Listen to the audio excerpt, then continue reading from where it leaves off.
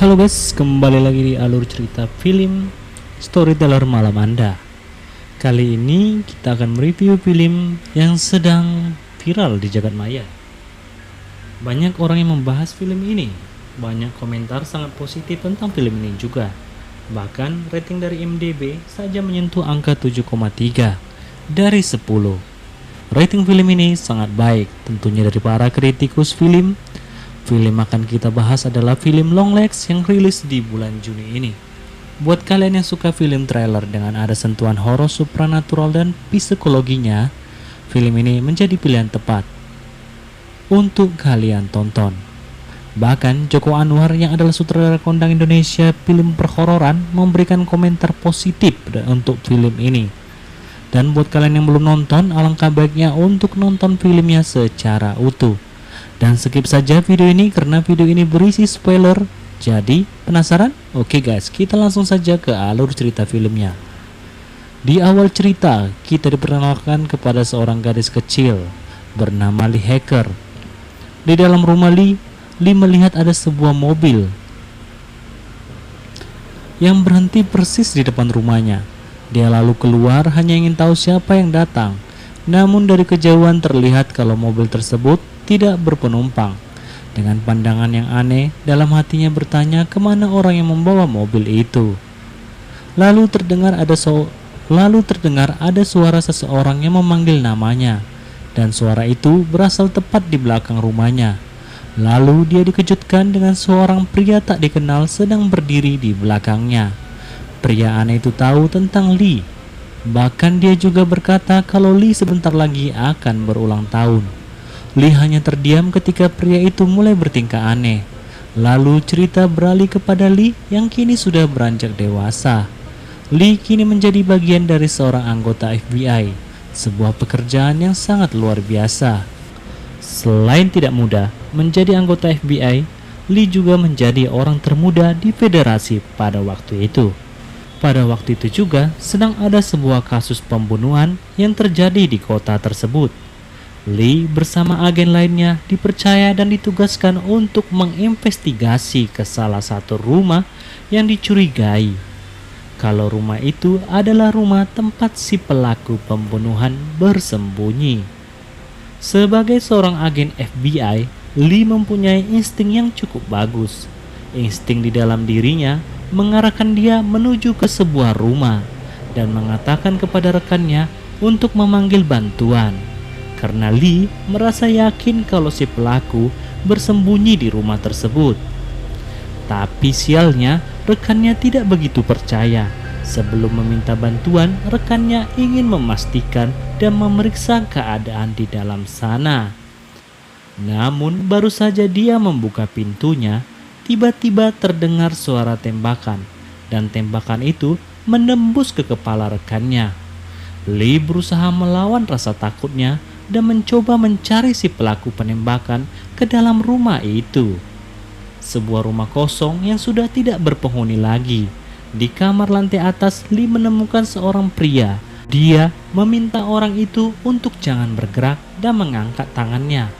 Setelah kejadian tersebut, Lee seperti dites kejiwaannya. Kemudian memastikan psikologisnya baik-baik saja. Lalu di sini kita diperkenalkan kepada dua agen senior lainnya, yaitu Carter dan agen Browning. Di sini Carter akan membawa Lee kepada kasus yang lebih besar lagi. Dia menunjukkan kepada Lee sebuah rumah. Diceritakan dulu rumah itu dihuni oleh satu keluarga yang bisa dikatakan adalah keluarga yang sangat harmonis. Dan 2 bulan kemudian terjadilah pembunuhan yang mengakibatkan satu keluarga di rumah itu semuanya meninggoy. Secara teknis, 4 korban yang meninggal, 3 diantaranya ditemukan tewas bundir. Tersisa sang ayah, tapi sang ayah pun bukanlah orang yang melakukan pembunuhan tersebut. Dalam penyelidikan polisi menemukan ada sepucuk kertas di atas mayat para korban yang berisikan tulisan tangan sebuah kode-kode alfabet. Sebuah kode-kode yang sampai saat ini belum terpecahkan dan diketahui kalau ternyata kasus pembunuhan berantai ini sudah terjadi sejak 30 tahun yang lalu dan sebanyak 10 keluarga sudah menjadi korbannya. Setiap aksi pembunuhan berantai itu terjadi, si pelaku akan meninggalkan kode yang sama dengan ada tulisan di bawahnya yang mengatasnamakan Longlegs. Belum bisa dipastikan motifnya apa, dan pihak dari kepolisian juga sulit menemukan bukti dari si pelaku. Agen Carter melibatkan Lee dalam kasus besar dan belum terpecahkan ini.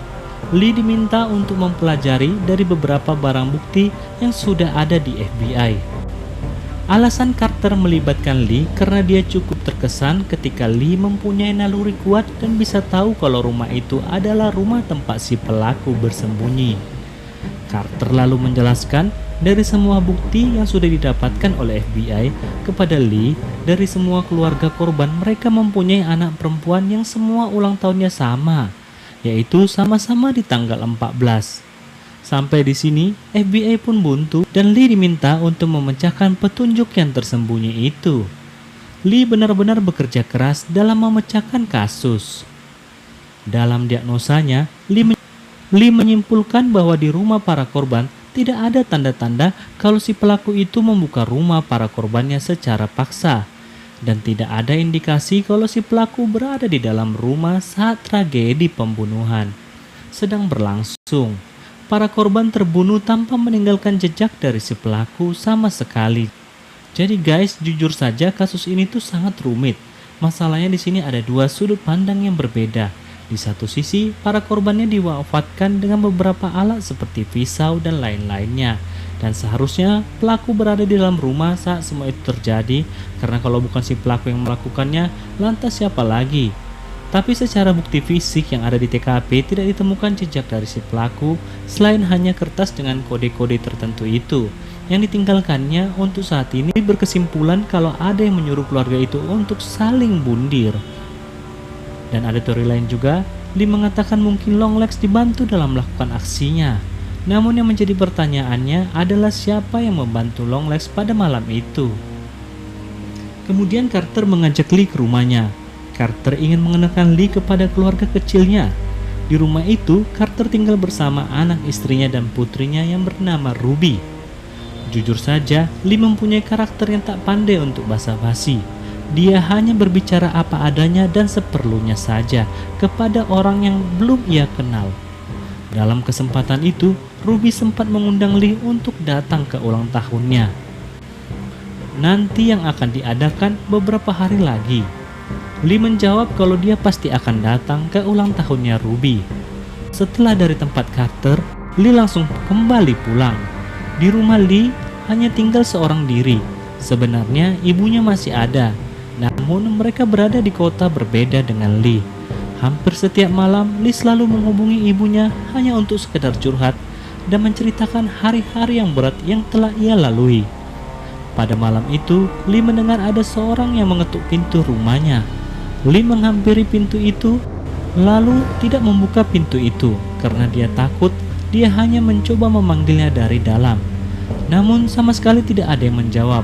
Dia lalu mencoba menyalakan lampu dan melihat ke jendela. Mungkin saja ada seseorang di luar sana. Namun justru Lee melihat ada sosok yang berdiri yang entah itu siapa. Lee tidak berkepikiran bahwa yang dia lihat adalah sesosok roh jahat. Dia hanya takut kalau itu adalah orang jahat yang mungkin dari si pelaku yang kini mencoba menerornya. Tapi pada kenyataannya di sana tidak ada siapapun. Dan saat dia akan kembali, dia melihat seseorang itu ada di dalam rumahnya. Lee pun bergegas masuk untuk mengejarnya. Namun orang itu sudah menghilang dengan sekejap mata, dan dia hanya menemukan sebuah amplop di sana dengan ada tulisan untuk jangan dibuka sebelum tanggal 14 Januari. Karena penasaran, Lee tidak mempedulikan pesan yang tertulis. Ternyata isi di dalamnya hanya kartu ucapan selamat ulang tahun kepada Lee. Ada beberapa kutipan ayat Alkitab yang ditulis di sana. Di keesokan harinya, Lee dihubungi Carter lalu memberitahu kepada Lee bahwa ada satu keluarga yang menjadi korban pembunuhan berantai. Kejadiannya pun sama seperti korban-korban yang terjadi sebelumnya, di mana keluarga itu mempunyai seorang putri dan mereka mempunyai tanggal ulang tahun yang sama, yaitu tanggal 14 Januari. Mencoba mengulang dari awal pertama kali tragedi pembunuhan ini terjadi. Sebagai seorang agen FBI, Lee mencoba mengambil informasi dari berbagai sumber, termasuk Lee juga tidak anti terhadap sesuatu hal yang mistis. Lee mempelajari bagaimana seseorang yang dipengaruhi oleh makhluk halus dan cara kerja dari makhluk halus tersebut. Dari awal, Lee memang mempunyai naluri yang kuat atas apa yang terjadi. Dari sebuah buku yang berjudul 9 Lingkaran Setan, Lee melihat ada sebuah simbol segitiga di dalam lingkaran, lalu membuat garis segitiga di atas kertas kode-kode tersebut. Lee akhirnya mulai mengerti kalau kode-kode yang ada di kertas itu adalah sebuah kode algoritma yang dibuat oleh si pelaku. Lee menjelaskan kepada Carter, pembunuhan keluarga pertama terjadi pada tanggal 14 Juli 1966. Tragedi itu terjadi selama 6 hari sesudah atau sebelum anak perempuannya ulang tahun. Dari algoritma itu membuat si Pak mendapatkan sasaran korban secara acak. Walaupun acak, namun masih tetap dalam satu aturan, yaitu sebuah keluarga yang mempunyai anak perempuan dengan ulang tahun pada tanggal 14 Januari. Dan sasaran selanjutnya adalah keluarga Kamera. Tapi dari tragedi yang terjadi di keluarga Kamera melibatkan seorang pendeta yang akhirnya menjadi korban. Karena waktu kejadian itu sedang berlangsung, seorang pendeta mengunjungi keluarga Kamera. Tapi justru dengan kedatangan pendeta itu seperti menggantikan nasib putrinya. Kamera yang bernama Kiana Cray. Ana selamat dari pembunuhan tersebut dan dia masih hidup sampai dengan sekarang. Walaupun selamat, namun dampak dari kejadian itu membuat Carrie anak mengalami gangguan jiwa. Tidak pakai lama, Lee bersama Carter pun langsung menuju ke rumah sakit di mana sekarang Cray dirawat di sana. Tapi sebelum ke rumah sakit, mereka menyempatkan diri untuk mampir ke kediaman rumah keluarga Kamera yang kini rumah itu dibiarkan kosong begitu saja. Setelah beberapa lama melakukan investigasi, akhirnya mereka menemukan sebuah boneka yang tersimpan di bawah tanah. Boneka yang merupai wajah Ki anak. Di lain tempat, akhirnya kita diperlihatkan kepada seorang yang bernama Cobell. Dialah sebenarnya yang mengaku Longlegs. Cobell mulai menjalankan aksinya untuk mencari target selanjutnya, tapi dia gagal ketika gadis itu malah mengusir keberadaannya. Kembali kepada Lee, dia akhirnya bertemu dengan Ki Ana. Di sini. Yang membuat Lee dan Carter terkejut adalah dalam buku daftar tamu tersebut ada tertulis nama Lee Hacker yang pernah datang menemui Ki anak sebelumnya. Padahal Lee sendiri sama sekali belum pernah ke sini, apalagi untuk menemui Kiana. Tapi dari pengakuan Kiana sendiri kalau dia pernah bertemu dengan Lee sebelumnya. Bahkan Kiana ingat kalau Lee juga pernah datang ke rumah Kiana dulu. Walaupun Ki mengalami gangguan jiwa, tapi ingatan dia soal kejadian itu tidak pernah dia bisa lupakan. Kiana menyaksikan kengerian itu terjadi begitu saja. Informasi yang mereka dapatkan terkait soal keberadaan si pelaku, bahkan dari boneka yang mereka temukan pun tidak ada tanda-tanda yang berarti. Tapi Lee berpandangan berbeda. Dia ingat kepada sebuah tradisi di mana ada sebuah boneka sihir yang bisa mempengaruhi pikiran manusia dan mengendalikan orang tersebut. Carter mulai bertanya kepada Lee soal tadi di rumah sakit, kalau Lee memang tidak pernah bertemu dengan Keriana. Lalu kenapa Longlegs bisa tahu nama dan menuliskan nama Lee di buku daftar tamu rumah sakit? Lalu Carter juga bertanya soal ibunya Lee. Kapan terakhir Lee bertemu dengan ibunya? Di sini Carter memberitahu kepada Lee dulu pada tahun 1974, tepatnya pada tanggal 13 Januari, ibunya pernah datang ke kantor polisi dan membuat laporan. Ibunya melaporkan bahwa ada seseorang yang menyusup masuk ke rumahnya dan kejadian itu 1 hari sebelum ulang tahun Lee yang keempat. Yang berarti Lee juga sama, dia ulang tahun pada tanggal 14. Sekarang pertanyaannya, di balik itu apakah Lee ingat wajah seseorang itu yang menyusup masuk ke dalam rumah Lee dulu? Tapi sayangnya Lee tidak ingat apapun soal kejadian itu. Carter meminta Lee untuk menemui ibunya, mencoba menanyakan hal itu kepada ibunya. Karena kalau ditelusuri lebih dalam, kasus ini ada kaitannya dengan keluarga Lee sendiri. Di keesokan harinya, Lee langsung datang menemui ibunya. Di dalam rumah ibunya, Lee ketika dia masih kecil, disinilah Lee mulai kembali bisa mengingatkan kepada bayang-bayang dia terdahulu. Perlahan Lee mulai mencoba mengembalikan ingatannya terdahulu. Lee melihat foto-foto yang dia temukan di dalam sebuah box Dan di foto-foto itu, Lee akhirnya melihat seorang pria tersebut adalah si Cobell, di mana pada saat itu Lee kecil sempat memfoto wajah Cobell. Lee lalu bergegas kembali menemui Carter dan memberikan foto-foto tersebut. Setelah mengetahui wajahnya dari foto, FBI dengan mudah menemukan keberadaan Cobell. Dari hasil interogasi itu mereka jadi tahu kalau pria tersebut bernama Cobell. Namun tidak banyak informasi yang mereka dapatkan karena Cobell malah bertingkah seperti orang gila. Kemudian dari tas yang dibawa Cobell hanya berisikan tulisan-tulisan yang memang mengarah kepada kepemujaan setan. Dan lagi-lagi tidak ada bukti yang kuat kalau Cobell adalah pelaku dari semua tragedi itu. Cobell tak lain hanyalah seorang yang memuja kepada setan. Dengan tertangkapnya Cobell dan semua petunjuk yang ada meyakinkan Lee kalau ada yang mengendalikan seseorang tapi bukan manusia. Di sini Lee belum menyerah. Dia tahu kalau ini belum berakhir karena segitiga itu belum lengkap seperti apa yang dituliskan Lee sebelumnya, dan sekarang adalah tanggal 13, tinggal 1 hari lagi menuju ke tanggal 14. Lee yakin pasti ada satu keluarga lagi yang akan menjadi korban, dan satu-satunya orang yang tahu siapa sasaran selanjutnya adalah Cobell. Lee mencoba berbicara dengan Cobell. Di sini terungkaplah fakta kalau ternyata Cobell selama ini tinggal di bawah rumah ibunya Lee, dan dialah yang membuat boneka-boneka itu. Jelas di sini kalau Cobell ada keterkaitan dengan para korban. Lee ingin tahu siapa sebenarnya yang telah membantu Cobell dalam kejadian semua ini. Cobell kembali bertanya kepada Lee, kenapa Lee tidak menanyakan hal ini kepada ibunya saja. Dan setelah itu tiba-tiba Cobell bertingkah brutal membenturkan kepalanya ke meja hingga dia pun wafat. Lee bersama Agent Brownie datang ke rumah ibunya karena satu-satunya kunci dari teka-teki ini adalah ibunya Lee sendiri.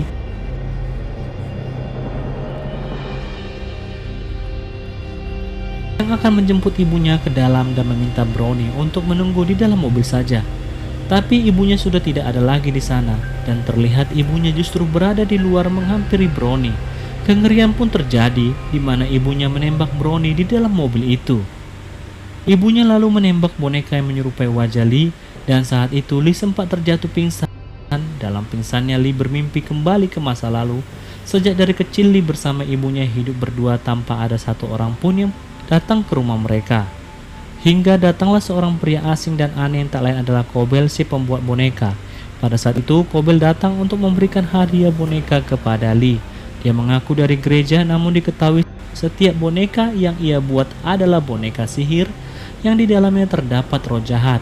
Boneka itu juga akan membuat lupa bagi penerimanya dan mempengaruhi orang tersebut. Tujuannya hanya satu, si roh jahat suka dengan gadis kecil dan dia menginginkan Lee kecil pada waktu itu. Ibunya berusaha sekuat tenaga untuk menjaga Lee. Jadi guys, sebenarnya si Cobell ini hanyalah kaki tangan dari si roh jahat.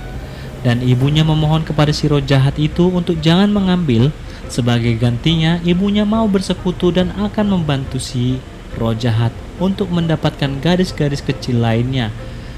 Sejak dari sinilah peran itu dilakukan ibunya, berpura-pura menjadi seorang suster gereja yang mengantarkan hadiah boneka ke keluarga yang menjadi sasaran si roh jahat. Tugasnya hanya sekedar mengantarkan boneka itu, selebihnya si roh jahat yang akan menyelesaikannya. Tak lama kemudian Lee tersadar dan sudah berada di rumah. Terdengar suara telepon berbunyi. Lee mengangkatnya. Dia diberitahu kalau Lee sudah terlambat untuk datang ke pesta ulang tahunnya Ruby. Sesaat Lee baru sadar kalau ternyata Ruby anaknya Carter ulang tahun pada tanggal 14 dan kini keluarga Carter sedang dalam bahaya. Sesampainya di sana keadaannya masih terlihat normal. Carter menyambut kedatangan Lee. Tapi di dalamnya dia melihat ibunya sudah memberikan hadiah boneka itu kepada Ruby. Perubahan sikap mulai terjadi kepada Carter. Carter mengajak anak untuk pergi ke dapur. Carter sempat berkata kalau mereka akan terus di dapur hingga semuanya berakhir. Tak lama kemudian terdengar suara teriakan mereka. Di dapur Carter lalu keluar dengan membawa pisau. Lee langsung menembaknya. Tak lama setelah itu ibunya malah yang akan menyerang Lee. Karena Lee menghalangi si iblis untuk mengambil Ruby dengan sangat terpaksa, Lee pun akhirnya menembak ibunya. Lee memisahkan Ruby dari boneka itu dan saat dia akan menembak bonekanya, sayang 1000 kali sayang, pelurunya sudah habis. Entah apa yang terjadi kepada mereka selanjutnya, namun sangat disayangkan film ini harus selesai sampai di sini. Oke guys, jadi itulah alur cerita filmnya. Jujur saja film ini recommended dan sangat bisa dicerna, mengandung plot twist yang cukup lumayan untuk memutar otak. Bagaimana mencari dan menemukan siapa pembunuhnya, dan semoga saja apa yang admin sampaikan dan ceritakan bisa menemani ruang waktu dan menghibur kalian semua. Tetap semangat dan selalu jaga kesehatan, dan sampai jumpa di video selanjutnya. Jangan lupa subscribe dan nyalakan notifikasinya, karena dengan itu admin bisa bersemangat lagi membuat konten-konten menarik dan yang akan menghibur kalian semua. See you guys, sampai jumpa di video selanjutnya.